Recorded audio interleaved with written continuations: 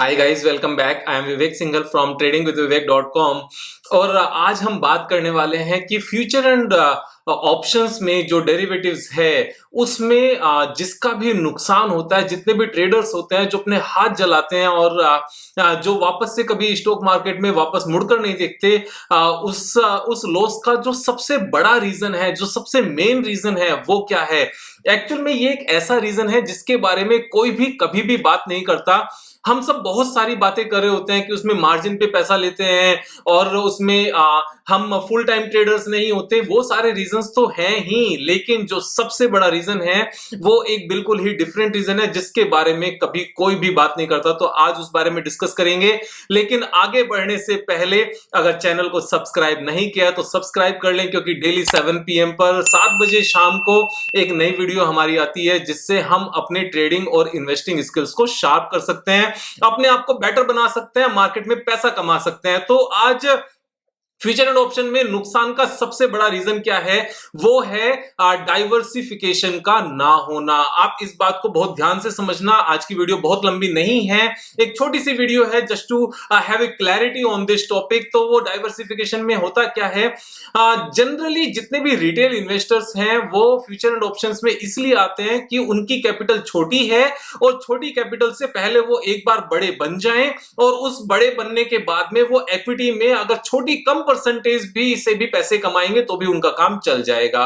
तो इसके पीछे उनकी थॉट प्रोसेस क्या है? उनकी थॉट प्रोसेस होती है कि अभी सपोज 50,000 रुपीज है विवेक भाई, अगर 50,000 रुपीज के ऊपर हमने 40% कमाया और पूरा साल निकल गया तो सिर्फ 20,000 रुपीज हुए, एंड 50,000 के 70,000 हो गए। 70,000 पर नेक्स्ट ईयर फिर हमने 40% कमाए, तो 70,000 के ऊपर 40% मींस 28,000 हुए, तो 98,000 हो गए। तो यानी कि 50,000 रुपीज के 2 इयर्स में सिर्फ और सिर्फ 98,000 हुए, यानी कि सिर्फ 48,000 का प्रॉफिट हुआ। ऐसे तो कम से कम 10 साल लग जाएंगे निकल के, और बहुत बाद में पता नहीं कब रिच बन पाएंगे। तो इसकी वजह से करते क्या है सभी कि पहले 50,000 पर ऑप्शंस ट्रेडिंग करते हैं, कॉल खरीदते हैं या पुट खरीदते हैं, या फिर निफ्टी बैंक निफ्टी की कॉल या पुट खरीदते हैं, या फिर करेंसी में काम करते हैं। और जब ये एक बार अच्छी बड़ी अमाउंट बन जाएगी ना, जब 10 लाख के आसपास हो जाएगी, तब अगर इक्विटी करेंगे, पहले इस पैसे को बढ़ा लें और फिर 40% की इनकम आएगी, तो ये 40%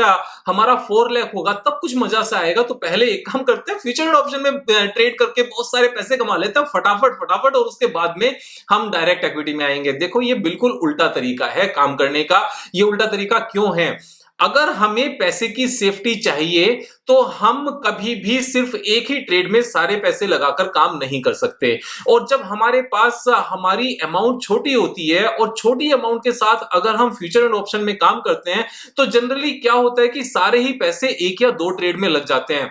सपोज किसी के पास 20,000 रुपीज है और वो फ्यूचर एंड ऑप्शन में बैंक निफ्टी की कॉल परचेज करना चाहता है, और बैंक निफ्टी की अगर 50 क्वांटिटी परचेज की एंड उसका प्राइस अगर 300 के आसपास है, तो यहां पर 15,000 रुपीज एक ही ट्रेड में लग गए। उसके बाद में उम्मीद करते हैं कि कल को बैंक निफ्टी हे भगवान ऊपर चली जाए, 2-3% ऊपर चली जाए, तो ये मेरे 300 का जो प्राइस है ये 600 हो जाएगा।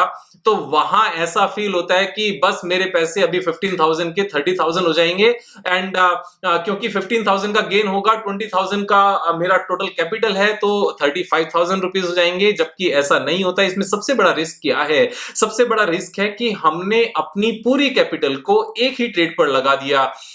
अब यहां सबसे समझने वाली बात क्या है कि हम भगवान नहीं हैं, हमें नहीं पता कि कल ये स्टॉक ऊपर जाएगा या नहीं जाएगा, ये इंडेक्स ऊपर जाएगा या नहीं जाएगा। मोर ओवर इसमें एक और क्या बात है, यहां एक्सपायरी होती है। यहां ऐसा नहीं होता कि अगर चीज ऊपर नहीं गई, नीचे चली गई, और नीचे जाने के बाद में अगर हमें होल्ड करके बैठना पड़ा तो होल्ड करके बैठ जाएंगे। हम होल्ड करके नहीं बैठ सकते।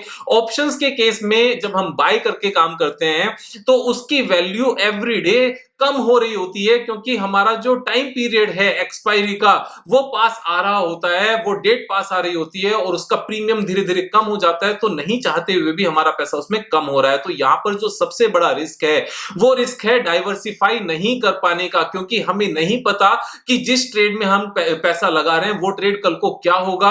और क्योंकि यहां मेजॉरिटी ऑफ केसेस में हमारा सारा पैसा एक ही ट्रेड में लगा होता है, तो यहां ये सबसे बड़ा नुकसान होता है। तो अगर मान लो किसी के पास 3 लाख रुपीस रुपीज भी हैं और वो चाहता है कि 3 लाख रुपीज में वो HDFC बैंक का फ्यूचर परचेज कर ले या रिलायंस का फ्यूचर परचेज कर ले, तो भी क्या रिजल्ट निकलेगा? क्योंकि मार्जिन हमारा 2 लाख के आसपास चाहिए या 1.5 लाख के आसपास चाहिए एक फ्यूचर के लिए, और आपके पास अगर 3 लाख रुपीज हैं तो मैक्सिमम क्या होगा, आप 2 फ्यूचर्स में पैसा लगा पाओगे। और अगर 2 फ्यूचर्स में यहां पर 1.5 लाख ईच में अगर पैसे लगा दिए तो उसमें भी एक और बड़ा रिस्क क्रिएट हो जाता है कि अगर थोड़ा सा भी नीचे गया तो मार्क टू मार्कअप, जिसको MTM कहते हैं, उसके लिए पैसे नहीं बचेंगे, तो आपका ब्रोकर अपने आप से आपकी पोजीशन काट देगा। और अगर आपने एक में लगाया 1,50,000 का आपने कुशन रख लिया मार्क टू मार्कअप के लिए, तो उसमें क्या रिस्क है? उसमें फिर दूसरा रिस्क है कि आपके सारे पैसे एक में लग गए। और अगर आपने दो में भी लगाए होते और आपके पास फिर भी मार्क टू मार्कअप के लिए पैसे होते, से फॉर एग्जांपल कि आपके पास 5 लाख रुपए हैं,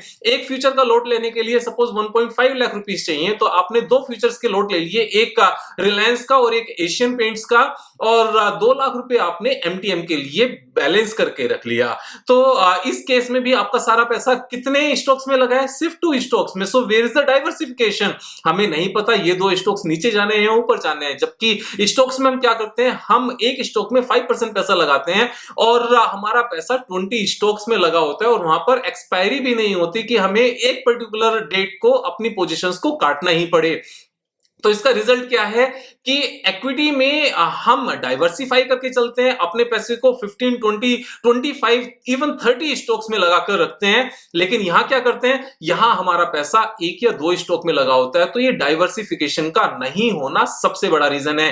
तो जो लोग यहां फ्यूचर एंड ऑप्शंस में पैसा कमाते हैं वो कौन लोग हैं? वो लोग हैं जिनके पोर्टफोलियो का साइज करीब करीब 1 करोड़ का होता है, कम से कम 50 लाख का होता है। 1 करोड़ का पोर्टफोलियो साइज होने का मतलब क्या है कि अगर उन्होंने 10 लाख, सपोज यहां फॉर एग्जांपल NMDC की बात करते हैं, NMDC का जो लोट है वो 6700 क्वांटिटी का एक लोट है, अभी 150 के आसपास का इसका प्राइस चल रहा है, तो करीब करीब 10 लाख रुपए के ये शेयर्स हैं। लेकिन इन 10 लाख रुपए के लिए हमने मार्जिन कितना रखना है? हमने मार्जिन रखना है 2 लाख रुपीस का। अब यहां पर अगर 2 लाख रुपीस का मार्जिन रखा और 2 लाख रुपीस हमने MTM के लिए रख लिए, तो यानी कि एक लोट में हमें मार्जिन पे करने के लिए और MTM के लिए 4 लाख रुपए लगे।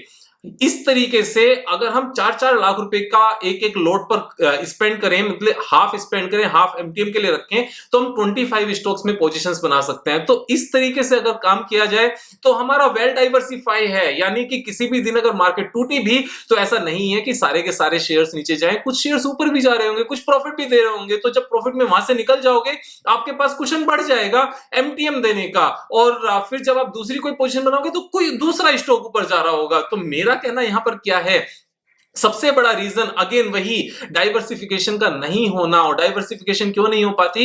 क्योंकि पोर्टफोलियो का साइज छोटा होता है, अपनी कैपिटल कम होती है। और मिथ क्या है माइंड में? मिथ बिल्कुल उल्टा है, क्योंकि कैपिटल छोटी है इसलिए एफएनडो करेंगे, जबकि कैपिटल छोटी है तो एफएनडो तो बिल्कुल भी नहीं करना चाहिए, कैपिटल बड़ी हो तो एफएनडो करना चाहिए। जबकि सब क्या सोचते हैं कि जब कैपिटल बड़ी हो जाएगी फिर एफएनडो करने की क्या जरूरत है, फिर तो इक्विटी में ही इतनी कमाई हो जाएगी। यही एक मेन रीजन है मार्केट में पैसा खोने का।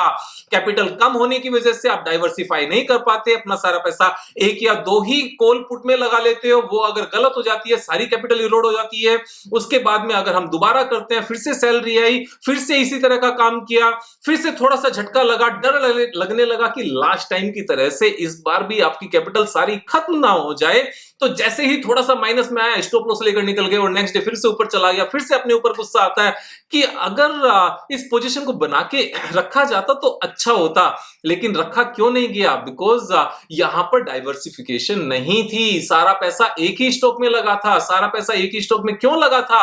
मैं फ्यूचर एंड ऑप्शन की बात कर रहा हूं। सारा पैसा एक ही स्टॉक में इसलिए लगा था क्योंकि अपनी कैपिटल कम थी। तो जब कैपिटल कम हो तो फ्यूचर एंड ऑप्शन नहीं करना होता, तब इक्विटी करनी होती है। जब कैपिटल बहुत बड़ी हो जाए तब फिर भी एफएनडो किया जा सकता है, लेकिन क्वेश्चन ये आता है जब कैपिटल बड़ी हो गई तो एफएनडो करने की जरूरत क्या है? तो दोनों ही सिनेरियो यहां पर एफएनडो के लिए मना करते हैं। इंस्टीट्यूशंस की बात अलग है, 100 करोड़ लोगों वालों की बात अलग है, और जहां तक 100 करोड़ जिनके पास है कैपिटल, उनकी भी अगर मैं बात करूं, वो भी 100% कैपिटल से कभी एफएनडो नहीं करते। अगर हम यहां पर राकेश झुनझुनवाला जी का भी अगर एग्जाम्पल लें तो उनकी भी कैपिटल का मेन हिस्सा उनके कुछ चुनिंदा शेयर्स में इन्वेस्टेड है जिसको वो हाथ भी नहीं लगाते। टाइटन, क्रिसिल और लुपिन और इस तरह की बहुत सारी कंपनीज जो उनका कोर पोर्टफोलियो है, यानी कि 90% पैसा तो उनका भी सिर्फ इक्विटी में लगा है और सिर्फ 10% शायद पैसे से ही वो F&O करते होंगे।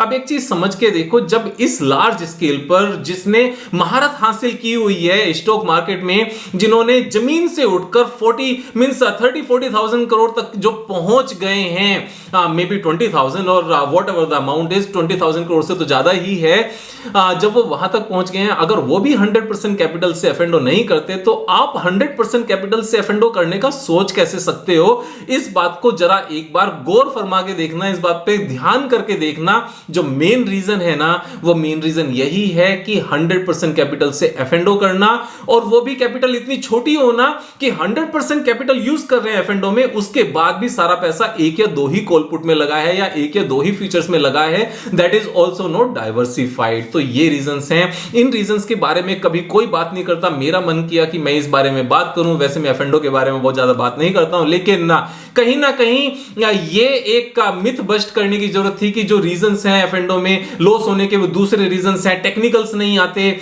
या फिर मार्केट में वॉलेटिलिटी होती है। मार्केट में वॉलेटिलिटी तो हमेशा रहेगी, that is the basic nature of this market. वो तो हमें मार्केट में ट्रेडिंग स्टार्ट करने से पहले भी पता था। तो मार्केट में नुकसान होने के रीजन से वॉलेटिलिटी नहीं होती, that is a friend of hours. अगर वॉलेटिलिटी नहीं होगी तो सस्ती कैसी मिलेंगी चीजें और इमीडिएटली महंगी कैसे बिकेंगी? वॉलेटिलिटी तो इस मार्केट की जान है, इसको तो अपना सबसे पक्का दोस्त मानकर चलो। अब बात ये आती है टेक्निकल स्ट्रेटजीज की। सो टेक्निकल स्ट्रेटजीज बहुत छोटी सी चीज है, यूट्यूब पर दुनिया भर की टेक्निकल स्ट्रेटजीज हैं। आप अगर सिंपली 200 डे मूविंग एवरेज को भी अपना दोस्त बनाकर टेक्निकल स्ट्रेटजीज लगाकर काम करोगे, वहां भी बात बन जाएगी। प्रॉब्लम वो नहीं है, प्रॉब्लम है यहां पर डाइवर्सिफाई नहीं करने की, कैपिटल के छोटे होने की। और यहां पर जब कैपिटल छोटी होती है, सारा पैसा एक में लगा होता है। हम भगवान नहीं हैं अपने आप को भगवान समझने की, या लॉटरी टिकट के हिसाब से सैलरी आई, सैलरी में से 25,000 बचे और बैंक निफ्टी पे फिर से दांव लगा दिया और नेक्स्ट डे थोड़ा सा नीचे गया, स्टॉप लॉस कट गया, फिर से नीचे गया, दोबारा से पोजीशन बनाई, फिर से नीचे गया, स्टॉप लॉस कट गया, तीसरी बार देखा तो स्टॉप लॉस नहीं लगाया होता तो शायद वे पैसे डबल हो गए होते। फिर से ध्यान रखेंगे कि इस बार स्टॉप लॉस नहीं लगाएंगे, लेकिन उस बार क्या होगा, जब स्टॉप लॉस नहीं लगाएंगे मार्केट आपके अगेंस्ट जाती रहेगी और बिल्कुल ही सारा खत्म हो जाएगा। फिर से ये चीज याद में आएगी कि स्टॉप लॉस लगाया होता तो अच्छा होता। ये सारी चीजें करने के बदले F&O छोटी कैपिटल से नहीं करना होता। अगर F&O करना है, कम से कम 1 करोड़ का आपका कैपिटल होना चाहिए और 1 करोड़ का कैपिटल F&O के लिए होना चाहिए। टोटल आपका जो पोर्टफोलियो साइज है उसका 10% से ज्यादा F&O करना तो अपने आप में गलत है। आप जो बड़े बड़े खिलाड़ी हैं उनका एक बार पोर्टफोलियो देखो तो कि वो कितने साइज से F&O करते हैं और कितना साइज इक्विटी में लगाकर रखते हैं। जो मार्केट को चलाते हैं, जब वो अपने पोर्टफोलियो का 10% से ज्यादा F&O में नहीं लगाते तो हम कैसे सोच सकते हैं? तो बेसिकली F&O करने के लिए 10 करोड़ का कैपिटल चाहिए कि 10 करोड़ का टोटल कैपिटल, उसका 10% कम से कम 1 करोड़, और 1 करोड़ से कम F&O करोगे ना तो पैसे बचेंगे नहीं। ये एक लाइन है जिसको पत्थर की लकीर मान के लिख लो, इस चीज को समझ लो। 1000, 2000, 5000 लोगों में से कोई एक बंदा फिर भी कामयाब हो जाए तो वो चीज तो हमेशा है ना यार कि ऐसा तो होता ही है। लेकिन अगर 10,000 में से 10,000 में से अगर 9,999 अगर छोटी कैपिटल की वजह से आज तक बर्बाद हुए हैं तो बर्बाद होने में कुछ रखा है क्या?